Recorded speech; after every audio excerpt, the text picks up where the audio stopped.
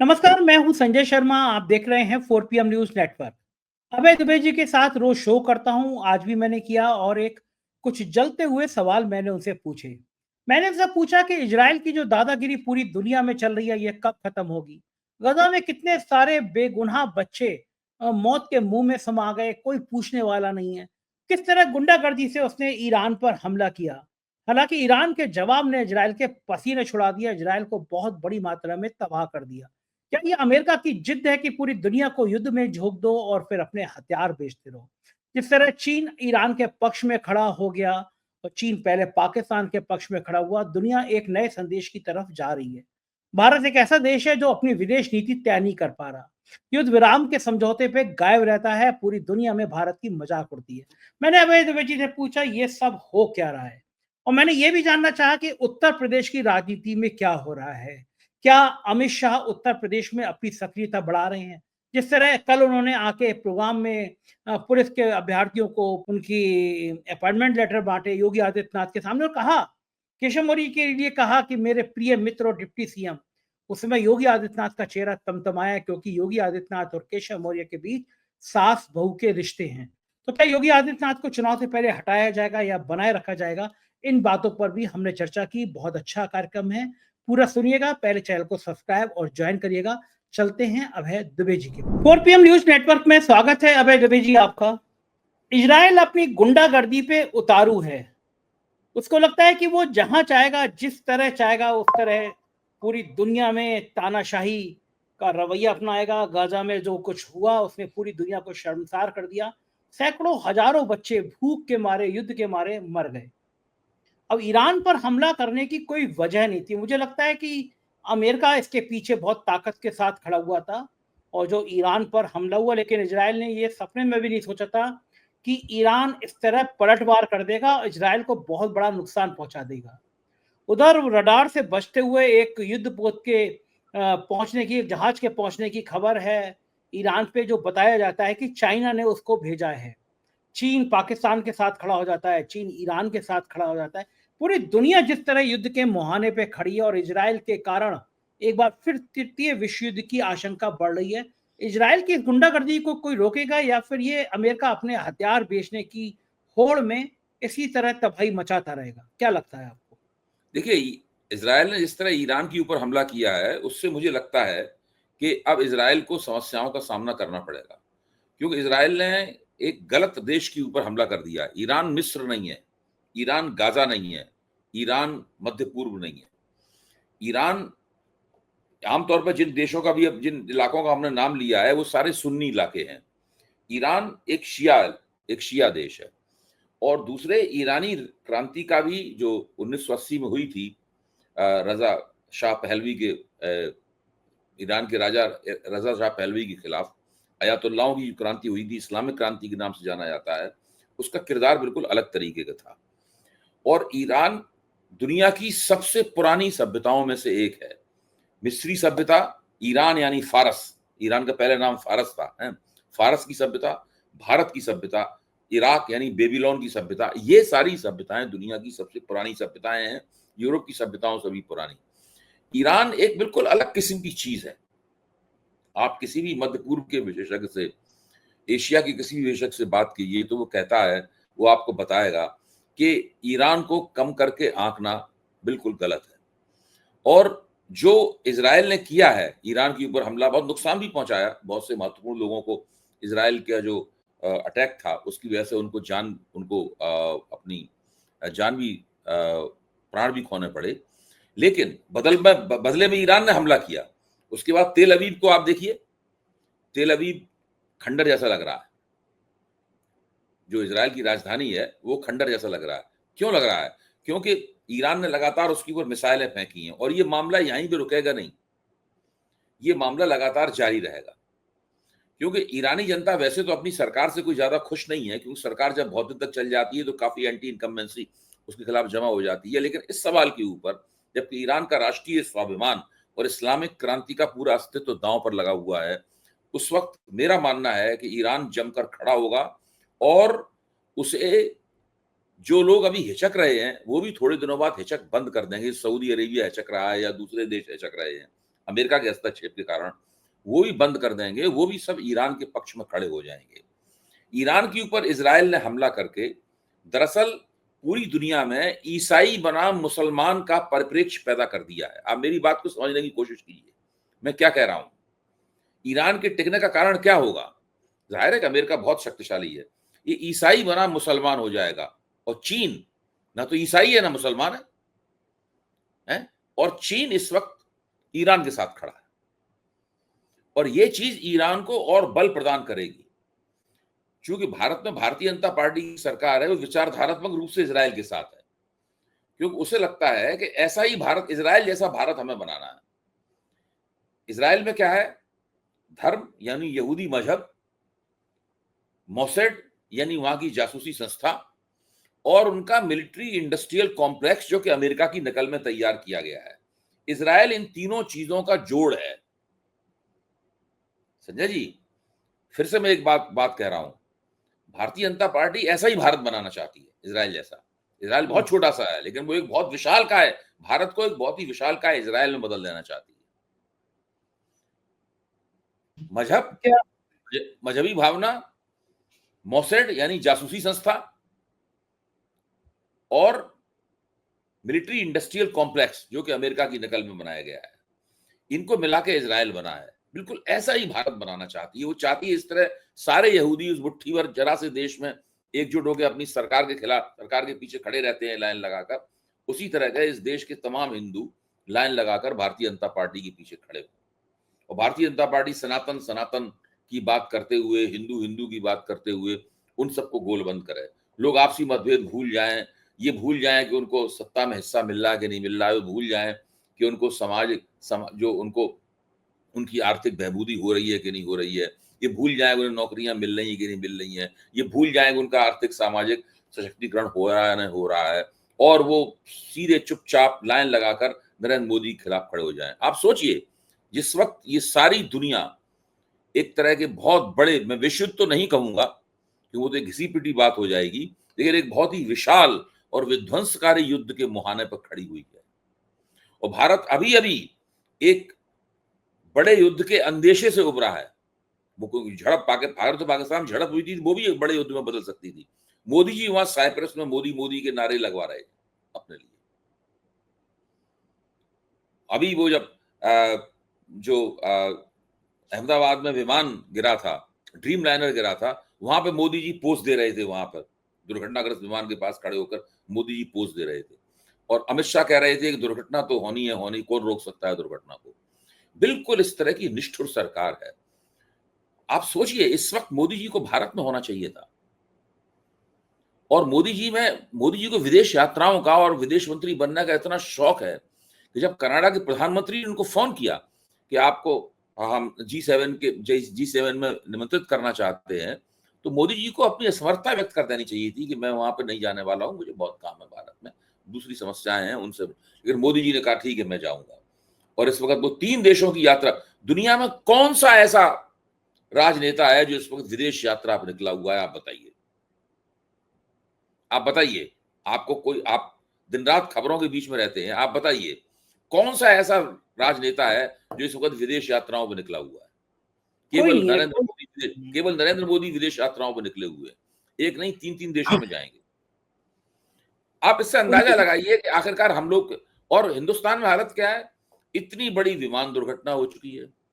आज पुणे के अंदर एक पुल गिर गया, इसके अंदर पता नहीं कितने लोगों की मौत हुई है। 20-25 लोग तो पानी के अंदर बह गए हैं।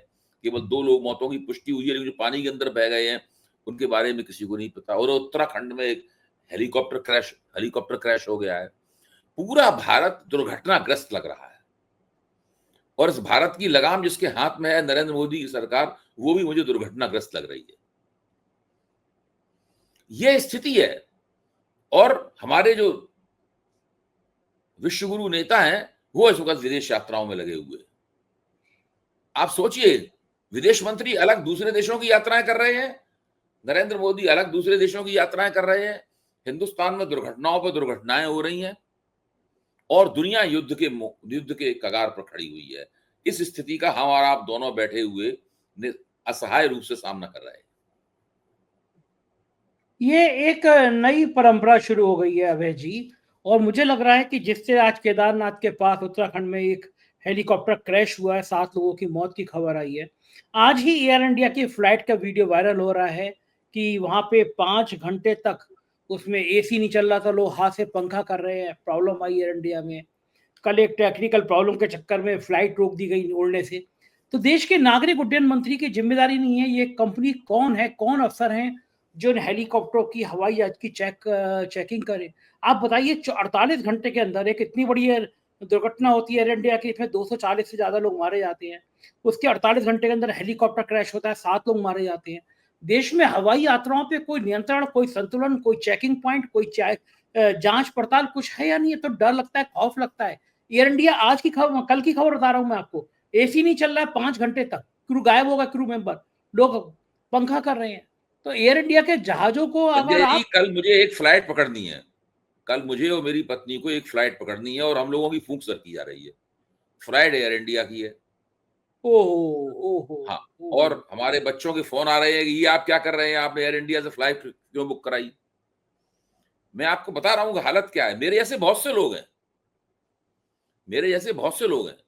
आपको भी कुछ दिन बाद झारखंड से फ्लाइट पकड़कर लखनऊ आना होगा, तो आपको भी इस समस्या का सामना करना पड़ेगा। मैंने तो स्थिति क्या इंडिगो है? करा ली, हाँ, इंडिगो ही करा ली। ठीक है। नहीं, इंडिगो वालों की भी कोई बहुत हालत अच्छी नहीं है। दिक्कत की बात यह है कि भारत की जो दोनों बड़ी एयरलाइंस हैं, जिसमें एक एयरलाइंस एयर इंडिया है और दूसरी इंडिगो है। इंडिगो भी, उसका भी बहुत बड़ा शेयर इसके पास है। ये सब लोग जो फ्लाइट उड़ान सुरक्षा के नाम पर जो खर्चा करना चाहिए, जो स्टाफ लगाना चाहिए, जिस टेक्नोलॉजी का इस्तेमाल करना चाहिए, उसमें जबरदस्त कॉस्ट कटिंग कर रहे हैं और ये लंबे अरसे से हो रही है। चूंकि भारत सरकार का जो निदेशालय है, नागरिक उड्डयन निदेशालय है, वो इन चीजों की तरफ चेतावनी वगैरह देता रहता है इन लोगों को, लेकिन ये एयरलाइंस मान नहीं रही हैं। ये इसी तरीके से सारा काम कर रही हैं। आज जो दिक्कतें आ रही हैं, कोई इंडिगो का कोई बहुत अच्छा प्रदर्शन थोड़ी ना है। वहां भी कई समस्याएं होती हैं, कई बार विमान खराब हो जाता है, उल्टी सीधी जगह उतरना पड़ता है, बहुत तरह की समस्याएं हैं वहां भी। इंडियन एयरलाइंस तो दुनिया की सबसे बुरी एयरलाइंस है इस मामले में। तो कोई कुछ नहीं कह सकता कि कब क्या क्या घटना हो जाए। ये अच्छा स्थिति है। अभय जी, आप और देखो कि मैं ये कह रहा, अरे अब आप देखिए उत्तराखंड में जो हेलीकॉप्टर गिरा है, आप सोचिए वहां क्या स्थिति है। मैंने मुझे पता लगा है, मेरे एक मित्र ने बताया है, पत्रकार मित्र ने, कि 3,000 रुपए का टिकट है उस फ्लाइट का, हेलीकॉप्टर की। और वहां पे दलाल जो है वो टिकट 25,000 रुपए का बेच रहे हैं। उत्तराखंड तो भ्रष्टाचार की अब आप नई इससे नई, पता लगाइए किस स्तर का करप्ट भ्रष्टाचार है, किस स्तर की बदइंतजामी है। और भारत सरकार का इन तमाम स्थितियों के ऊपर कोई नियंत्रण नहीं है। आप निजी क्षेत्रों में चीज दें, निजी क्षेत्रों में अपनी सेवाएं दें, वो तो बात समझ में आती है, लेकिन आपका कहीं ना कहीं तो जवाबदेही स्थापित करने के लिए कोई स्टैंडर्ड ऑपरेटिंग प्रोसीजर होने चाहिए, कुछ तो होना चाहिए। ये सब कुछ भी अभी नहीं हो रहा। अभी पिछले 1 डेढ़ महीने पहले एक हेलीकॉप्टर और वहां पे दुर्घटनाग्रस्त हुआ था। अभी 3 दिन पहले एक सड़क पर उतारना पड़ गया था हेलीकॉप्टर। तो पांच मतलब घटनाएं आप, हो चुकी हैं। 5 घटनाएं हो चुकी हैं इस तरह की पिछले 1 डेढ़ महीने के अंदर। नागरिक उड्डयन मंत्री जो हैं, वो अहमदाबाद में दुर्घटनाग्रस्त जगह जाते हैं तो रील बनवा रहे होते हैं, म्यूजिक के संग उनकी रील वायरल होती है। आप शर्मनाक बात देखिए, मंत्री जा रहा है, tit tit tit tit tit करके म्यूजिक बज रहा है, मंत्री की रील बन रही है, और मंत्री 240 लोग जहां मर गए वहां घटना स्थल को देखने जा रहा है। ये जिस प्रधानमंत्री आप की आप इसको शर्मनाक कह रहे हैं, इन लोगों से पूछिए क्या ये शर्मनाक है? क्या आपको शर्म शर्म आ रही है इसके ऊपर? वो लोग इसका क्या जवाब देंगे आपको? वो लोग इसका कोई जवाब नहीं देंगे आपको। दरअसल देखिए, राजनीति की पूरी प्रकृति इस तरह की बन गई है कि इनको ना किसी बात पर शर्म आती है, ना इनके लिए कोई राजनीतिक नैतिकता है, ना जिम्मेदारी की कोई भावना है, ना कोई जवाबदेही है, कुछ नहीं है। ये लोग मानते हैं कि ये सब होता रहेगा, होने दीजिए, कोई चिंता की बात नहीं है। जितना हो कोशिश करेगी, हम आंकड़ों को छिपाएंगे। अब देखिए कितनी, ये पूरा, आप देखिए लगातार हादसे पर हादसे होते चले जा रहे हैं। क्या, और जो पत्रकार हैं, टीवी के पत्रकार हैं, उनको याद नहीं आ रहा है, उनको चिदम्बरम स्टेडियम में, चिन्नास्वामी स्टेडियम में बंगलोर में हुआ भगदड़ भगदड़ याद आ रही है, वो भी निंदनीय है, वो भी बदइंतजामी का नतीजा है। लेकिन वो भूल गए सुविधापूर्वक महाकुंभ में क्या हुआ था।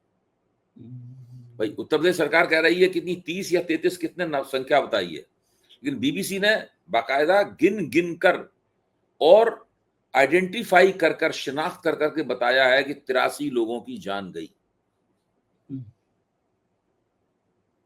बिल्कुल ठीक बात कह रहे हैं। 30 और 83 में बहुत फर्क है। अच्छा, और कोई असर नहीं है भाजपा वालों पे। भाजपा का प्रवक्ता कुछ नहीं बोल रहा है, योगी आदित्यनाथ कुछ भी नहीं बोल रहे हैं, केंद्र सरकार कुछ भी नहीं बोल रही है, सब लोग चुप्पी साधे बैठे हुए हैं। बीबीसी की उस रिपोर्ट के ऊपर कोई प्रतिक्रिया नहीं है। उसमें गोविंदाचार्य के परिजन भी मारे गए, उसके गोविंदाचार्य ने उसकी तस्दीक कर दी है कि हमारे परिजन मारे गए, लेकिन सरकार कुछ नहीं बोल रही है। इस पूरी सरकार का हथकंडा ये है कि दुर्घटना हो जाए, ठीक है, हो गई, इसके बाद पहली कोशिश ये होगी जितना उसके ऊपर मिट्टी डाली जा सके उतनी मिट्टी डाली जाए, जितना छुपाया जा सके उतना छुपाया जाए। फिर जब छुपाए काम नहीं चलेगा, असली तथ्य निकल कर सामने आएगा, देर सवेर ही सही, उसके बाद में चुप्पी साध ली जाए। क्योंकि सरकार वही है तो उनको सजा तो हम दे नहीं सकते, भाई सरकार ही सजा देती है। ये स्थिति बनी हुई है चारों तरफ। बिल्कुल ठीक है। और जो आपने बताया कि बीबीसी की रिपोर्ट और उसमें 4 पीएम ने तो सबसे पहले 67 लाशें दिखाई दी थी, तो उसका नतीजा ये हुआ कि सरकार ने हमारे खिलाफ ईडी की जांच करने को लिख दी, 3 चिट्ठी लिख दी। लेकिन हमें क्या फर्क पड़ रहा कि हम तो सत्य बोलेंगे। लेकिन मजे की बात यह है अवय जी, मुझे लगता है कि योगी आदित्यनाथ शायद प्रेशर में आ गए इन सब चीजों के बाद, क्योंकि सालों से भारतीय जनता पार्टी के कार्यकर्ताओं से लेकर नौकरशाह, राजनेता सब जानते थे कि अमित शाह और योगी आदित्यनाथ के बीच 26 का आंकड़ा है। कुछ लोग तो कह रहे थे कि संवादहीनता है, बोलचाल बंद है। लेकिन अब क्या लोग कह रहे हैं कि यूपी की कमान अब अमित शाह ने संभाल ली है, क्योंकि अमित शाह आए और पुलिस अभ्यर्थियों की भर्ती के उन्होंने प्रमाण पत्र बांटे। लेकिन एक बात की सबसे ज्यादा चर्चा है, उन्होंने केशव मौर्य का जब संबोधन किया, उन्होंने कहा मेरे मित्र और डिप्टी सीएम केशव मौर्य। योगी आदित्यनाथ के सामने मेरे मित्र और डिप्टी सीएम केशव मौर्य। योगी आदित्यनाथ और केशव मौर्य के रिश्ते सास बहू जैसे हैं, वो भी सास बहू बिगड़ैल टाइप की, वरना सास बहू नाराज हो जाएंगी हमसे। जो बिगड़ैल टाइप की सास बहू होती हैं, इनके रिश्ते बड़े खराब होते हैं। योगी आदित्यनाथ और केशव मौर्य के रिश्ते वैसे हैं। जब अमित शाह ने कहा होगा मेरे दोस्त डिप्टी सीएम, तो योगी आदित्यनाथ का चेहरा थोड़ा तमतमाया तो होगा। अब योगी आदित्यनाथ के कार्यक्रम में अमित शाह का आना, क्या आपको लगता है कुछ नया पॉलिटिकल ये सीन क्रिएट हो रहा है? योगी आदित्यनाथ के ऊपर दिल्ली हावी हो रही है, खेल क्या चल रहा है? आपको क्या लगता है उत्तर प्रदेश की राजनीति? मुझे नहीं लगता है कि योगी आदित्यनाथ के किरदार को जितना मैं समझ पाया हूं, मुझे नहीं लगता है कि वो आला कमान के किसी तरह के दबाव में आने वाले हैं। ठीक है, अमित शाह देश के गृह मंत्री हैं, जिस तरह का कार्यक्रम था उसमें गृह मंत्री की मौजूदगी जरूरी थी, इसलिए अमित शाह जब योगी आदित्यनाथ वहां गए थे दिल्ली, तो अमित शाह से उन्होंने मुलाकात की थी। मुझे लगता है कि योगी आदित्यनाथ और भारतीय जनता पार्टी के आला कमान के बीच में जो एक रनिंग बैटल चल रही है, जो एक संघर्ष चल रहा है, वो संघर्ष इसी तरीके से जारी रहेगा। अब सवाल यह है कि जैसे जैसे 2027 नजदीक आएगी, यानी उत्तर प्रदेश का चुनाव नजदीक आएगा, तब फिर ये जो संघर्ष है, ये जद्दोजहद है, ये क्या रूप लेगी, ये सबसे बड़ा सवाल है। उस वक्त क्या होगा, क्योंकि योगी आदित्यनाथ तो अपना एक सांप्रदायिक हथौड़ा चला रहे हैं और उन्हें न दलित समाज की कोई फिक्र है, न ओबीसी समाज की कोई फिक्र है।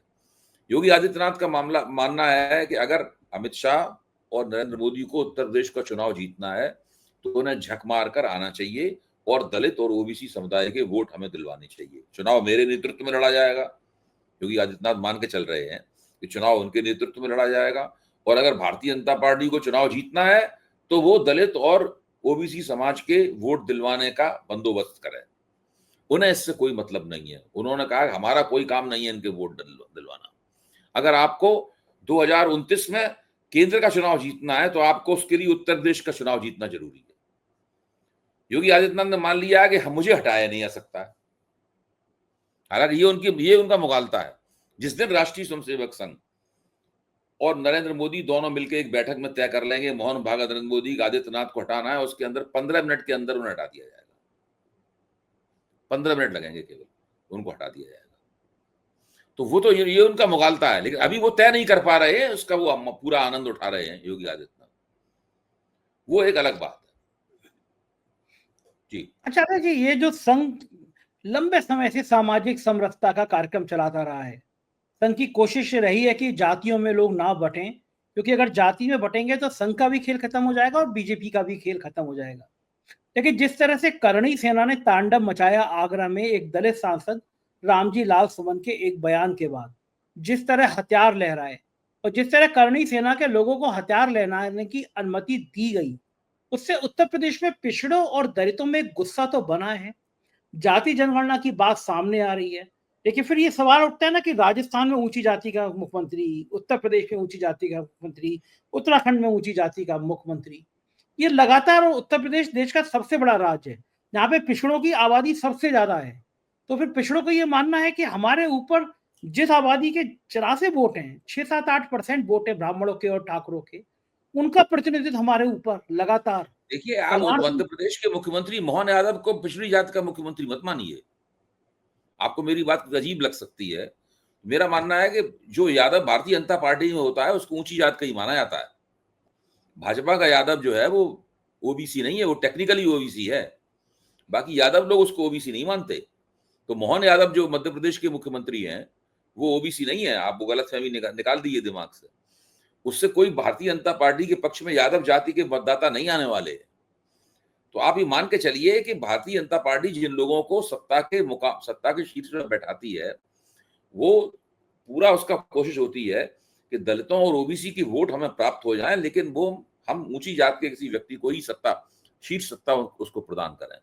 सभी जगह ऐसा कि आपने बताया, राजस्थान है, उत्तराखंड है और उत्तर प्रदेश है और दूसरी जगहों पर वो ऊंची जात के लोगों को ही पद मिलता है। नरेंद्र मोदी खुद को बताते हैं कि वो ओबीसी है, लेकिन वो भी ऊंची जात के ही है। मैं उनको मानता हूं कि वो केवल टेक्निकल ओबीसी है। ये सब लोग ऊंची जात के हैं और यही चीज अखिलेश और तेजस्वी के पक्ष में जाती है। वो लोग जिस तरीके से अपना सामाजिक समीकरण बना रहे हैं, खासतौर से अखिलेश जी इस तरह का अपना सामाजिक समीकरण बना रहे हैं, मुझे लगता है कि योगी आदित्यनाथ जैसे मुख्यमंत्री और नरेंद्र मोदी जैसे प्रधानमंत्री उनके लिए रास्ता साफ कर रहे हैं एक और बहुत बड़ी जीत दर्ज करने के लिए। अगर 2027 में अखिलेश उत्तर प्रदेश का चुनाव जीत सकते हैं तो भारतीय जनता पार्टी और नरेंद्र मोदी और राष्ट्रीय स्वयंसेवक संघ की उल्टी गिनती शुरू हो जाएगी। ये क्यों कह रहे हैं आप कि अगर अखिलेश जीत जाए तो बीजेपी की उल्टी गिनती शुरू होगी? अगर उत्तर प्रदेश का चुनाव उन्हें जीत लिया, यही तो योगी आदित्यनाथ का बार्गेनिंग पॉइंट है। आप ये क्यों भूल जाते हैं? योगी आदित्यनाथ कहना है कि अगर आपको उत्तर प्रदेश का चुनाव जीतना है तो अपना बंदोबस्त जीतने का खुद कीजिए। अगर आपको लोकसभा का चुनाव जीतना है तो पहले यूपी का विधानसभा चुनाव जीतना जरूरी है आपके लिए। विधानसभा चुनाव हार जाएंगे, लोकसभा में हार ही चुके हैं, उत्तर प्रदेश में बचेगा क्या फिर आपके पास? भाई आप लोकसभा में हार चुके हैं, अब तो लोकसभा की हार की रिकवरी कर सकते हैं आप उत्तर प्रदेश का विधानसभा चुनाव जीतकर। अगर वहां भी अगर आप हार गए और अखिलेश उत्तर प्रदेश के मुख्यमंत्री बन गए कांग्रेस के साथ गठजोड़ बनाकर, तो फिर भाजपा के पास बचेगा क्या? फिर 2029 के लोकसभा चुनाव में इनकी बहुत बुरी तरह पिटाई होगी, सारे देश में छवि बुरी तरीके से गिर जाएगी, सब जगह हार जाएंगे। कम अच्छा, से कम मोदी अभी जी, जो सीटें हैं उसमें 150 सीटें कम हो जाएंगी संजय जी। बिल्कुल ठीक है। अच्छा, मोदी जी को लगता तो होगा कि बड़े शान के साथ वो अब की बार मोदी सरकार कहते थे, केवल उत्तर प्रदेश ही एक ऐसा राज्य है जिसकी वजह से उनको अब की बार एनडीए सरकार कहना पड़ा। उत्तर प्रदेश में जो लोकसभा की पिटाई, तो कहीं ना कहीं योगी आदित्यनाथ के लिए मन में गुस्सा तो आता होगा। क्या लगता है आपको मोदी और शाह के मन नहीं, में? वो सब है, लेकिन अब परिस्थितियां ऐसी हैं कि राजनीति बड़ी जटिल होती है और भारत की राजनीति पहले से काफी भारत की राजनीति वैसे भी काफी जटिल है दुनिया की किसी दूसरे देश की राजनीति के मुकाबले। तो अगर इन लोगों का बस चलता तो उत्तर प्रदेश के चुनाव के तुरंत बाद ही, लोकसभा चुनाव के तुरंत बाद ही योगी आदित्यनाथ को हटा देते। पूरा उन्होंने इंतजाम कर लिया था। भूपेंद्र चौधरी के नेतृत्व में जो जांच समिति बनी थी उसकी रिपोर्ट आ गई थी, उसके आधार पर योगी आदित्यनाथ को तो हटाया जाना बिल्कुल तय सा था। लेकिन तभी राष्ट्रीय स्वयंसेवक संघ ने हस्तक्षेप किया और नरेंद्र मोदी का हाथ पकड़ लिया, योगी आदित्यनाथ को नहीं हटाया गया। अब स्थिति ऐसी बन गई है कि अब उनको हटाया जाना और भी ज्यादा मुश्किल हो गया है। अच्छा, एक आखिरी सवाल, भारतीय जनता पार्टी के पक्ष में क्या जाता है? 2027 के चुनाव में योगी आदित्यनाथ भारतीय जनता पार्टी के मुख्यमंत्री पद के प्रत्याशी हो ये पक्ष में जाता है, या मुख्यमंत्री पद का प्रत्याशी कोई पिछड़ी जाति का, दलित जाति का घोषित किया जाए ये पक्ष में जाता है, योगी आदित्यनाथ को हटाना पक्ष में जाता है, या उनको बनाए रखना पक्ष में जाता है? भाजपा के लिए क्या अनुकूल है? देखिए, भाजपा के लिए सबसे ज्यादा अनुकूल वो है जिसमें कम से कम नुकसान हो। वो क्या है? वो फायदा ज्यादा, फायदे की तरफ ज्यादा निगाह नहीं है, नुकसान को न्यूनतम करने की कोशिश है। और नुकसान को न्यूनतम करने का अभी एकमात्र फार्मूला उनके सामने, फार्मूला बदल भी सकता है कि योगी आदित्यनाथ को मुख्यमंत्री बनाए रखो। क्यों? उनको मुख्यमंत्री पद से हटाने में नुकसान का प्रतिशत ज्यादा बढ़ सकता है। मतलब उग्र हिंदू वाले वोट अलग हो जाएंगे। हाँ, मतलब बहुत नुकसान होगा। एक तो राजपूत वोट टूट के अखिलेश की तरफ चला जाएगा, उससे बहुत बड़ा नुकसान होगा। अखिलेश का गठजोड़ बहुत ज्यादा पावरफुल हो जाएगा। उसके बाद में जो एक उग्र हिंदू वोट है, मुसलमान विरोधी वोट है, वो भी इस बात से बहुत चिढ़ेगा। वैसे भी ऑपरेशन सिंदूर के साथ की राजनीति के बाद जो राजनीति में समस्याएं आई हैं भाजपा की, उससे वो ऑलरेडी पहले से नाराज है। अब योगी आदित्यनाथ को हटाया तो नाराजगी और भी ज्यादा बढ़ जाएगी। तो इन तमाम स्थितियों को ध्यान में रखते हुए कम से कम आज की तारीख में मुझे नहीं लगता कि योगी आदित्यनाथ को भारतीय जनता पार्टी मुख्यमंत्री पद से हटा पाएगी। बिल्कुल ठीक बात है। बहुत बहुत शुक्रिया अभय जी, आपने राजनीति की इतनी सारी बातें हमको समझाई। Thank you. ये थे अभय दुबे जी, पूरी बातचीत आपने सुनी। मुझको यकीन है राजनीति की ये विमर्श आपको अच्छा लगा होगा। अच्छा लगा हो तो प्यार भरा कमेंट जरूर करिएगा। शुक्रिया। Thank you.